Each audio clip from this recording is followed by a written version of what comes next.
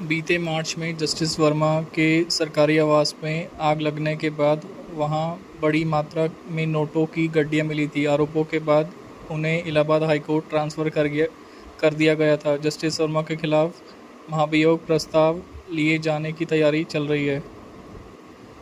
अपने सरकारी आवास के स्टोर रूम में बड़ी मात्रा में अजले कैश मिलने के बाद दिल्ली हाई कोर्ट के जस्टिस वर्मा विवादों में घिरे हैं।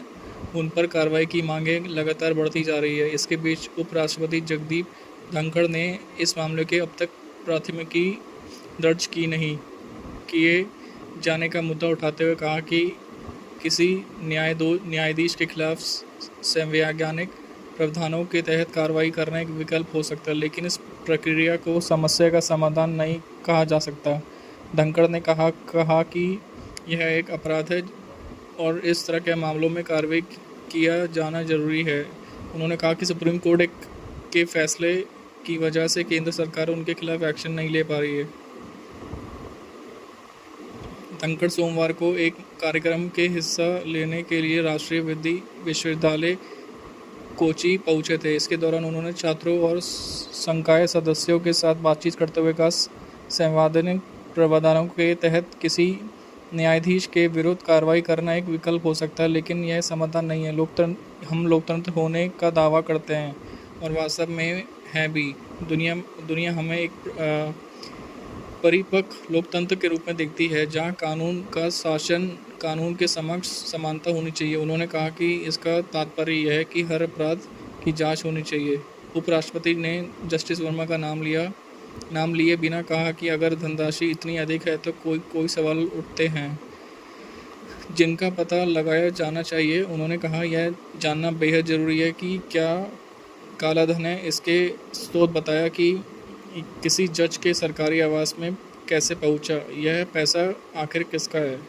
इस पूरे मामले में दंडात्मक प्रावधानों के उल्लंघन का उल्लेख करते हुए उन्होंने उम्मीद जताई है कि जल्द ही आरोपियों के खिलाफ प्राथमिकी दर्ज की जाएगी। उन्होंने कहा, मुझे उम्मीद है कि FIR दर्ज की जाएगी। हमें इस मुद्दे को जड़ तक जाना चाहिए। लोकतंत्र में यह बेहद महत्वपूर्ण है। हमारी न्यायपालिका पर लोगों का विश्वास अडिग है। आज इस घटना की वजह से उसकी नींव डगमगा गई है। उन्होंने कहा कि एक उच्च न्यायालय के न्यायाधीश के आधिकारिक आवास पर भारी मात्रा में नकदी मिली। यह मामला अब सार्वजनिक डोमेन में है। उच्चतम न्यायालय में भी इसकी पुष्टि की है। उन्होंने कहा, इस स्थिति में सबसे पहले एक अपराधिक कृत्य मानकर तत्काल कार्रवाई की जानी चाहिए थी। दोषियों को पहचान कर उन्हें न्याय के कटघरे में लाना चाहिए था, लेकिन अब तक कोई FIR दर्ज नहीं हुई है। केंद्र सरकार पर सुप्रीम कोर्ट के 1990 के दशक एक निर्णय के कारण विवश है।